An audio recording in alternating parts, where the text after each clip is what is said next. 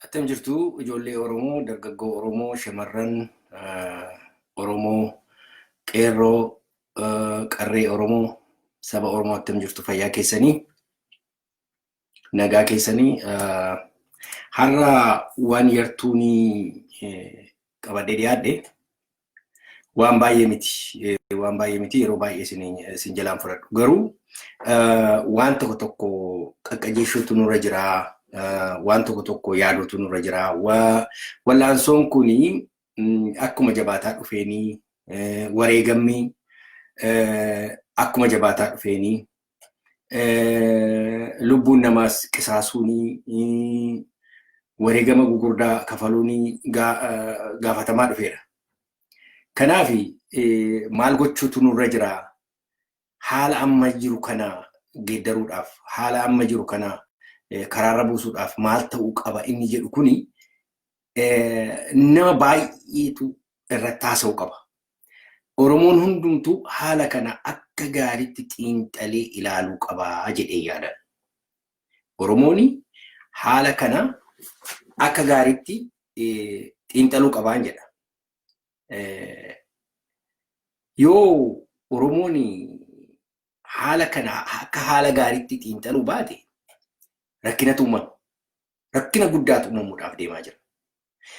Rakkinni uumamu kuni sabuma keenyatu confused ta'a wal dhaala. Waan karaa road mappiistu harkaa bada. Road mappiin saba keenya harkaa baduun kun immoo eenyuun gargaara yoo jettanii Habashaadha gargaara. Warra halaala taa'ee Oromoon laaffateera, Oromoon kufeera, Oromoon jigeera jedhanii warra dhaggeeffatan sana gargaaraa jechuudha. Kanaafi tuulii warri enemy dhimma itti ba'an kana maalitti dhimma ba'u? Weaknessiin keenya maayini? Dadhabini keenya maayini? Karaa kam nutti dhufu? Karaa kam nutti dhufu isa jedhu kana, karaa kam nutti qaxxisu isa jedhu kana suuta jennee ilaallataa deemuun nurra jira jedhee yaada nama. Ammayyuu karaa qaawwa keenya cufachuu hin dandeenye Oromoon. Qaawwa qabnu cufachuu hin dandeenye. Baay'ee rakkisaadha qaawwa qabnu cufachuun.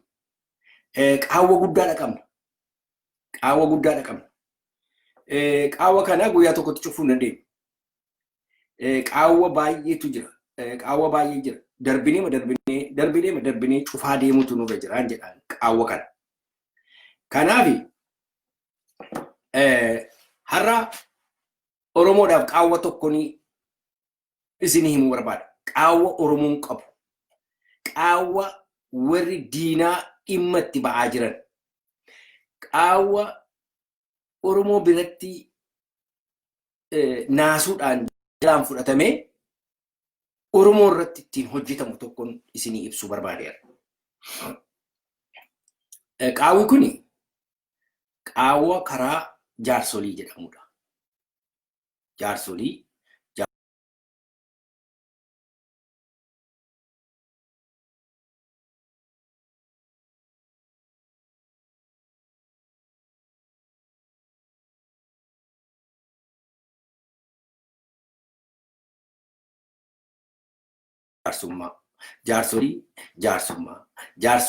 jaarsummaa jedhanii dibbee rukutamu kana akkamittiin Oromoon dhaabuu danda'a? Akkamittiin Oromoon kana ofirraa aggatee road mappii isaatti deebi'ee road mappii isaa follow gochuu danda'a isa jedhu irratti yaadamuu qaba. Ilaa waan tokkoon isinitti hima. Har'a maaltu jira? Waan abbaa gadaa jedhamu tokko jira. Abbaa gadaa ganda keessatti akka qoroo wayii abbaan gadaa organized ta'ee jira. Abbaan gadaa kuni dhugaa dubbachuudhaaf rakkina guddaa uumaa jira waa'een konseptii dhumti abbaa gadaa kun. Konseptichumtu attami maa jechuudha abbaa gadaa jechuudha. Isa jedhu kana akka gaariitti hiiknee ilaaluu qabnaa jedhee yaada. Mee I don't know. Videoon kun gaariidha moo gaarii miti? Meenaa ergaa jirana. Ergaan hin argadhu. Videoon kun xiqqoo rakkina qabanatti fakkaata. Namoonni tokko videoon kilkimin naan jedhu maal akka ta'e hin beekan. Yoo ergaa naa ergitan naa gala. Gaariidha videoon. Gaariidha taanaan hin itti fufaa jiru. Tole egaa abbaa gadaa jechuun abbaa gadaadhaa fi gadaa siistemiidha gargar baasaa jirra manu. Konfiyuuzhinii guddaa jira Oromoo gidduu. Oromoon siistemii mataa isaa danda'a qaba ture.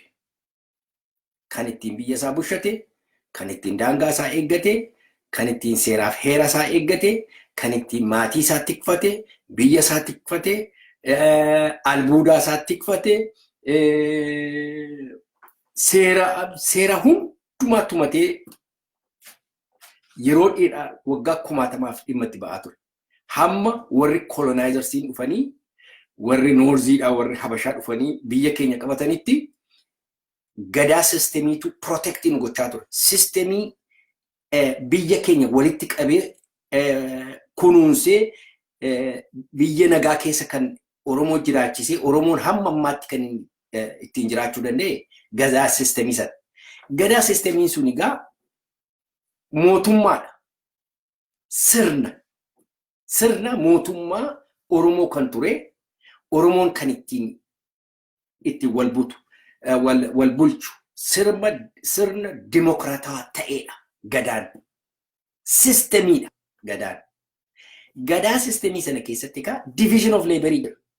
Qaalluun jira, spiritual leaderiin jira, abbaa bokkuu jira, abbaa duulaa jira, siiqqee jira, waan baay'eetu jira. Istiraakcharii mataa isaatii qaba. Gadaa siistemii sun istiraakcharii mataa isaatii qaba. Seeraaf heera mataa ittiin bulchiinsaa qaba. Hundumaa qaba. Kanaan ijjeeramee deemaa ture. Kun hin jiga. Kun hin jiru. Amma qabna hin qabu. Seerri sun jira hin jiru. Siistemiin sun in place jira hin jiru. Garuu abbaa gadaa nama jedhamutu jira. Abbaa gadaa jedhama. Abbaan gadaa kuni akka qoosaanatti fakkaata. Lafa siistemiin hin jirretti, siistemiin ittiin bulchiinsaa hin jirre, sirni isaa lafa hin jirretti namni tokko an abbaa gadaadha jedhee komitee mataa isaatii ijaarratee yookiin qobaadhuma isaa safara tokko keessa taa'ee an abbaa gadaati yoo jedhe Oromoon isa jala yaa'utti ka'eennaani baay'ee rakkina guddaatu uumama jechuudha. Amma kan wayyaaneen warri OPDO abshaalomanii Oromoo harka isaanii jalatti gashuudhaaf abbaa gadaa jedhanii shuuman. Oromoon immoo abbaa gadaa saayikoolojikaalii rispeektii godhaa siistemii keenya duriitti jedhee waan amanamuu fi abbaa gadaa kana dhaggeeffata. Isarratti advaanteejii fudhachuu jalqaban. Abbaan gadaan kun mana hidhaa hin qabu, waraana hin qabu, difeensi ministeerii hin qabu, spiritual leader hin qabu. Yoo namni hidhamee hidhaadhaa baasuu hin danda'u. Yoo namni balleessaa godhe hidhuu hin danda'u. Itti murteessuu hin danda'u. Mana murtee hin qabu.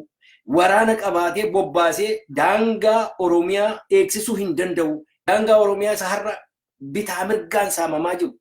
Uummata bitaa mirgaan cafaqamaa jiru. Lafarraa ari'atamaa jiru. Gumuzii itti duulame, Sumaaleen itti duulte, Affaar itti duulte, lafarraa duguugaa jirtu. Baha Oromiyaa, lixa Oromiyaa, kaabaaf kibbaa biyya cafaqamaa jiru. Finfinnee Habashaan deebitee fudhataa jirtu. Kana hundumaa protectii gochuun importantiidha. Hin jiru abbaa gadaa. Garuu abbaa gadaa jedhanii Oromoo gowwoomsaadhaa fi jaarsolii jedhu abbaa gadaa jedhu gaaf dhaqanii warra piraayim ministeerii miillatti kufu gaaf deemaniitu waan mootummaan yeroo mallas ture waan mootummaan jedhitu deggaraniitu dhaqaniitu ati balleessaa qabdaa jedhu. Balleessaan already qophaa'eera. Har'a kan isaan itti jiramu abbaa gadaadhaaf jaarsolii biyyaa jedhu. Abbaa gadaanii ajendaa mootummaa fudhateeti kan inni nama bira deemu. Ajendaa mootummaa geggeessa abbaa gadaa. Abbaa gadaanii ajendaa mootummaati kan inni geggeessu. Mootummaadhaaf hojjeta. Kun isinii gala ilmaan Oromoo. Abbaan gadaa ammaa mootummaadhaaf hojjeta. Mootummaadhaan waan hojjetuu fi mootummaatu hamma danda'e kafalaa fi waa tokko kennuu fi kanaaf mootummaadhaaf hojjeta intirestii Oromootiif utuu Oromoodhaaf hojjete yeroo siistemiin sun dhufu yeroo Oromiyaan bilisoomu abbaan gadaa yaa mana hidhaa qaba. Difeensi ministeeriin jira. Akkasittiin Sumaaleen dhuftee lafa keenya nuun saamtu. Akkasittiin Booranni hin saamamu. Akkasittiin Wallagga keessatti dhumaatiin hammi kun hin qaqqabu ture. Amma hin jiru sun maqaatu jira. Mee fakkeenya tokko inni isinii kenna. Jabana Xaaliyaaniitu dhufe. Xaaliyaaniin yeroo dhuftu maal gooti? Xaaliyaaniin yeroo dhuftu uummata kana akkatti konviinsii godhattu dhabde. Uummata kana maaliin wal bushaa turtanii jettee gaafatte jennaan akka nuti bushine qanyaamaash, giraamaash, dajjaamaash, barambaras faa jennee wal bushaa turre jedhanii itti himan. Kana guddatee jettee nama ergachuu barbaadu nama tokko nama xinnoo ija qabu funaante ati qanyaamaash, ati dajjaamaash, ati giraamaash jettee calbattee turte. Kana as qanyaamaash, kana achi dajjaamaash, kana achi qiraamaash maarree jettee itti turte Xaaliyaanii. Amma Oromoon inni qanyaamaash jedhame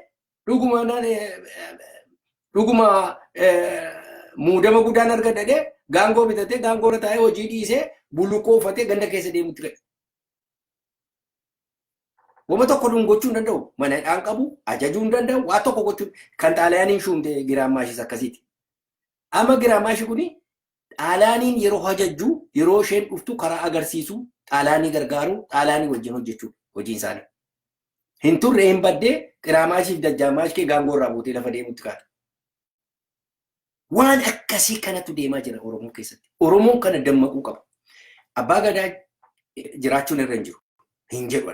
Sistemii sana practice gochuun ilaaluun gaariidha. Garuu sistemiin sun against our interest. Against Oromoo hojjechuun irra hin jiru. Har'a ijoolleen rakkinaanii lolli qabatee namatu dhumaa jira. Abbaa gadaa dhaqee harka kennisiisuu inni isaan jedhanii booddee ijoolleen fiildii keessaa loltu kun abbaa gadaa diddee jedhanii odeessuudhaaf uummata irratti kaasuudhaaf uummata isa dubbiin isaa hin galiniif kana irratti kaasuudhaaf dubbiin ishee kanuma kanaaf deemamaa jechuudha. Kanaafitu abbaa gadaan jedhamu kun jaarsolii biyyaa filuudha maqaa abbaa gadaa dhiisanii. Jaarsoliin kun immoo jaarsa murtee madaalawaa ta'e, murtee hunduma keenyaaf wal qixxee ta'e, nama kennuu danda'u ta'uutu irra, nama sodaa hin qabne ta'uutu irra, nama yoo namni taayitaa qabu tokko dhufee ijatti baasee gara booddeetti deebi'u ta'uu na jiru. Or nama jira wajjin harka lafa jalaatiin walitti hidhatee gubboo hamaa roofaa nyaatu ta'uu irra hin jiru. Nama murtee dabsu ta'uu irra hin jiru. Kanaaf nama akkasii karaa lamaanii jaarsolii filuudha. Warri sun isa filatan. Warri kun isa filatan yoo jaarsummaadhaan dhuma ta'e. Jaarsummaan gubbaadhaan mootummaa biraa gaditti dhufa taanaan already saayidii fudhatee dhufa. Jaarsummaa maaliiti kun? Isin hin galu uummata Oromoo. Jaarsummaa maaliiti? Inni Finfinneedhaan muudamee Nageellee Booranaa dhaqu. Inni mootummaa isa amma opereetii godhu biraa muudamee dhaqu. Jaarsummaa ta'uu hin danda'u.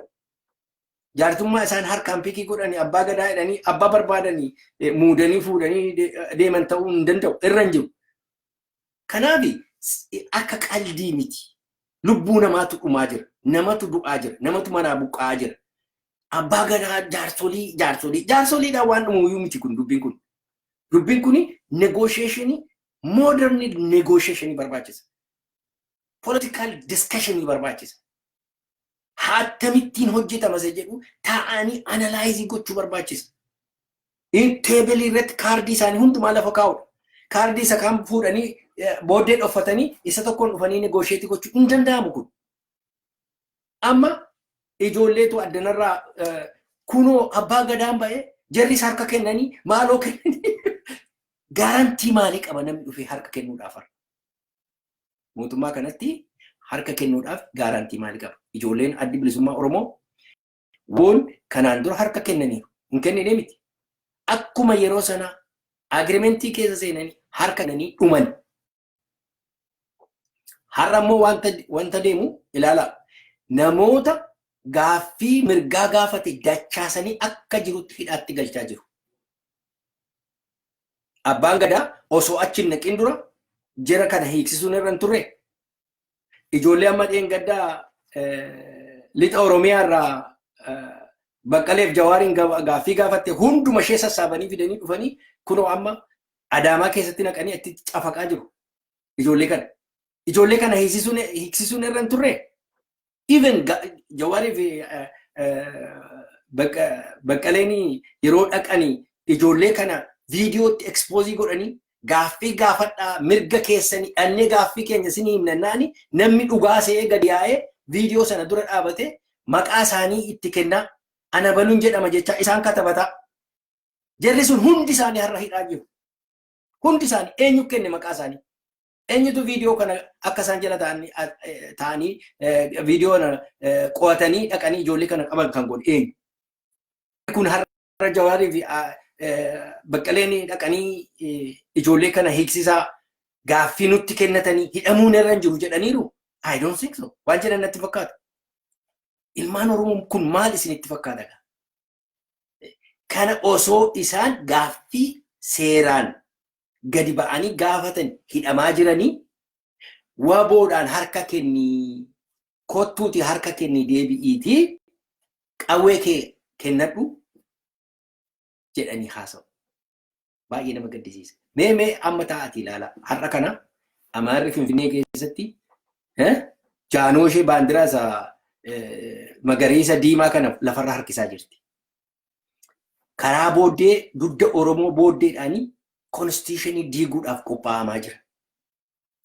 Har'a piraayim ministeriin keenya warra ambaasaadarootaa tireeningiin kennaafi yookiin orienteeshiniin kennaaf jedhee Haile Sillaasee dippiloomaasii Haile Sillaasee koloniyaal dippiloomaasii koloniyaal politiks kan Haile Sillaasee kamini fuudhee samii irra gaa'ee nutti faarsaa oole. Kan Mangistuu Alamaariyaam faarsaa oole. Kan Mallas faarsaa oole. Poolisiin isaanii foreign policy haa ta'u, economic policy haa ta'u, poolisiin isaanii uummata keenyaaf diina ture. Garuu har'a isa faarsaa oole. Uummanni achi keessa jiru sirna darbe sana faarsa. Hundumti isaanii sirna sana darbe faarsu. Maaliif faarsu isinitti fakkaata? Waan nu qopheessaniiftu jira. Wanti nu qopheessaniifi sirna sana deebisuudhaaf nu qopheessaa jiru. Kanaaf ammuma kaanii qophaa'utu nurra jira. Wanta misteekii tokko akkasiin korrektii gootan hin barbaada. Keessumatti dargaggoon Oromoo. Inni Oromoon ishiin jedhu qeerroon deebi'ee ka'a. Maalootu ka'a? Isaan kana didanii jennaan gaaffiin keessan in the first place deebi'eera.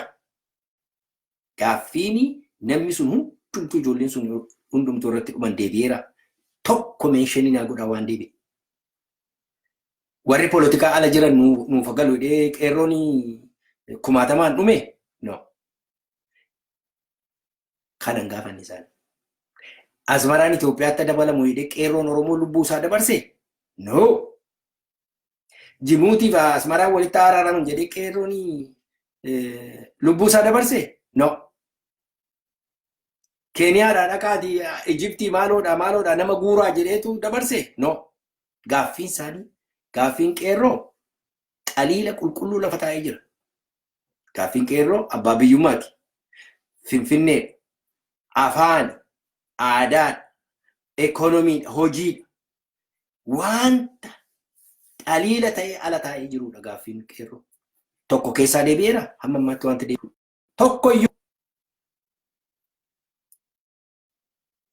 Tokkoyyuu wanti deebi'ee hin jiru maan Oromoo. So amma gaa attam godhu kana.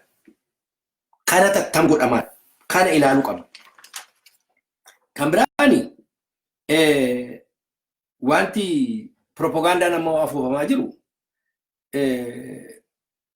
mootummaa kana dura dhaabbachuun uummata Oromoo dura dhaabbachuudha kan jedhutu dhaga'ama. Dabballoota gugurdaa OPDO irra. Mootummaa kana dura dhaabbachuun isa jabanaa Haile Sillaasee Haile Sillaaseetti dubbachuu waaqatti dubbachuudha waaqatu nuu kenneessa jedhanii waggaa meeqa Oromoo irratti jilbeeffachiisanii irra deemaa turanitu har'a immoo mootummaa kanatti dubbachuuni uummata mootummaa kana dura dhaabbachuun uummata Oromoo dura dhaabbachuu mootummaa kana loluun uummata Oromoo loluun jedhamee haasa'a. Xawaalloonni guyyaa guyyaatti ejjennoo isaanii geeddaraa deemu. Dheengadda maal jechaa turan har'a maal jedhu bori immoo maal jedhu waa isaan haasa'an hin beektu. Poolitikaanii taaktikiidhaa jedhu. Poolitikaanii sobamini baay'ee isaa sobamini. Exaggeration jiraachuu danda'a. Dubbii dabalanii nama amansiisuun jechuun danda'ama. Propaganda biyya lafaa irratti kan goobeeliin caaleen jiru. Second World War irratti Germany keessatti goobeel kan jedhamu ministeera propaganda kan ture kan isa caaleen jiru. Propaganda baay'ee gochaa ture goobeel. Germany akka inni jirutti lafaa kaase. Hin tureere hin turre. Sobarratti hundaa'e. Dabarratti hundaa'e. Dhiiga namaa dhangalaasuu irratti hundaa'e. Kanaaf dafee bade. Fuuli sobaan deemee har'a asitti kana sobee wanta namni barbaadu haasa'ee asitti kana haasa'ee achitti kana haasa'ee sanatti kana nama akkasii kuni hin turu jechuudha. Propagandaan akkasii hin turu dafee bada. Hamma uummati dammaqee irratti baru duwwaatti yeroo yartuudhaaf tura. Kana booddee hin bada. Kanaaf uummata Oromoo kanneen isiniin jedhu baay'ee wanti nama giddisiisutu Oromoon yeroo hundumaa chaansii argate kana namatti dabarsee kenna. Gaaffii qabu kana namatti dabarsee kenna. Mee seenaa tokkoon isinitti hima. Habta Goorgis dinagdee Habta Goorgis kan jedhamu kuni abbaa malaa jetti Amaarri. Amaarri kun fuutee saaddi. Yeroo Minilik du'e Habta Goorgistuu nugusa ta'a. Easy ta'uu danda'a ture, fudhachuu danda'a ture. Maaliif controlling bureaucracy isa jala ture, waraanni isa jala ture, hunduma isa qabachuu danda'a ture. Baalabbaanni Shawaa itti yaa'anii maaliif hin fudhattu iyyuu jechuu jalqabanii turan. Garuu dhuma irratti maal jedhe? Hin dide. Haile Sillaaseen dur yeroo biiroo isaa seenu mana Habta Goorgis dhaqeetu sayyamee sagadee dhaqee biiroo gala ture. Ingilizii jala lixee gaafa kubur zabanyaa organizii godhatee jiru. Gaafa poolisii organizii godhatee jiru Habta Goorgisiin jaarsaanii kottuutii natti sagadee jedheen. Jaarsi naasuu sanaanii gara booddeetti hin deebinee dhukkufatee du'e. Ila Oromoon akkas ta'a yeroo hundumaa hin gowwu. Ila gaaffiin kun Oromoo moomantamiin muuvimentii Oromoo cabeera. Jaallattanis jibbitanis. Moomantamiin hin cabne moomantamiin sun jira warri jettanii of gowwomsaa jirtu. Maaliifii jedha examplii Egypt dheengadda isinii kenneera. Ijoolleen Egyptii qeerroon Egypt yeroo sana ka'anii gaaffii Mubaarak irratti dhiyeessanii Mubaarakiin raasanii kuffisan suni mursiidhaanii akka laaffatan ta'anii mursii booddee hundi isaanii hidhaatti nammanii isa kaan gubboo kennanii fi isa kaan hojii kennanii fi isa kaan biyyaa ari'anii har'a Mubaarak iddoo isaatti deebi'ee karaa siisiidha. Hin beektu ijoollee kana. Hin dubbistu. Kanaaf inni sun moomantamiin sun deebi'ee ka'uudhaaf yeroo baay'ee enerjii baay'ee fudhata. Maaliif OPDO nama keessa gashaniiru, basaasa gashaniiru, dabballee gashataniiru, isa kaan gubboodhaan hidhanii waan baay'eedhaan xaxanii hidhaniiru. Amma gaa chaansiin qabamu negosheetii gochuudhaaf warra hamma qawwee harkatti baattee jirtu kana kunuunsu duwwaadha. Chaansiin Oromoo kan jiru. Karaa sana duwwaa negosheetii gochuun danda'ama. Kana booddee uummata kana hundumaa kaasanii gara sanatti deebisuun baay'ee ulfaataadha. Take my word kana gaafa tokko agartu. Tokko kana. Lammata immoo uummati Oromoo hundumtuu wal duukaa socho'uu danda'uu qaba. Uummati Oromoo hundumtuu wal duukaa socho'uu danda'uu qaba. Har'a dhaqanii warri Harargeetti hoo jedhanii iyyan kuni Harargeen miliyoona tokkoof tuqaa lamatu buqqa'e bara. Miliyoona tokkoof tuqaa lama buqqa'e. Waa'ee Harargee nama haasa'u hin jiru. waa'ee Booranaa namaa osoo hin jiru, waa'ee Wallagga keessaa buqqoo namaa osoo hin jiru, takka hin jiru. Kanaaf ani baay'ee haasawuun barbaadu. Yeroo xinnoodhaaf hin dhufe waa'ee araaraa jettan kana, waa'ee abbaa gadaa jettan kana, waa'ee ijoollee hidhamaa jiranii jettan kana, gaaffii gugurdaa akkasii gara booddeetti deebi'a. Ofii keessan gaafadhaa, yoo dandeessanii warra isinii deebisutti dhiyeessaa. Kanan isin gaafachuudhaaf dhufe. Biyya keessa ammayyuu dhumaatii jira. Makarri galaan jiru. Lola lafa arganitti ijoollee adamsuudhaaf itti banaa jiru. Oromoon hiikkachuu qaba. Oromoo keessa reefuu jabana Minilikii kaasee reefuu qawween gala. Oromoo qulqulluun reefuu qawwee harkaa kaasa. Dhaqaatii eemanaati surree keessan baasaati waraana wayyaanitti qawwee keessan kennaa jedhanii asirraa iyyu. Baay'isheenidha kun. Ijoolleenis yoo kana godhanii, ijoolleenis kana qawwee kana guuranii itti kennu taana historical mistake akka godhanii, dogoggora seenaa akka godhan beekuu qabu ijoolleen. Yoo negoosheetii godhanii qawwee isaanii qabatanii negoosheetii godhu. Biyya lafaa irratti goriillaan qawwee kennee negoosheetii godhan hin jiru. Qawweedhaa wajjin negoosheetii godhaniitu interest isaanii kana barbaadna dimaandii isaanii lafa kaa'u. Qawwee kee lafa keessee jennaani dimaandii kee lafa keessee jechuudha. Kun isinii galuu qaba. Qawwee kee lafa keenya dimaandii kee lafa keesse. Uummata kee gante. Uummata isa si qallabe isa dhaqee siif jedhee si dhossuuf jedhee hidhaatti dhufu. Isa si dhochuuf jedhee rasaasaan rukutame. Isa sana ganaa jirtaa jechuudha. Isa sana gantee jechuudha. Qawwee kee har'a lafa keessee jennaan uummata isa si duukaa dhaabate sana gante jechuudha. Garuu uummata sana ganuurra qawwee kee qabattee negoosheetii gochuutu si caala. If at all negotiation, genuine negotiation ni dhufa taanaan. Kana kan si falu malee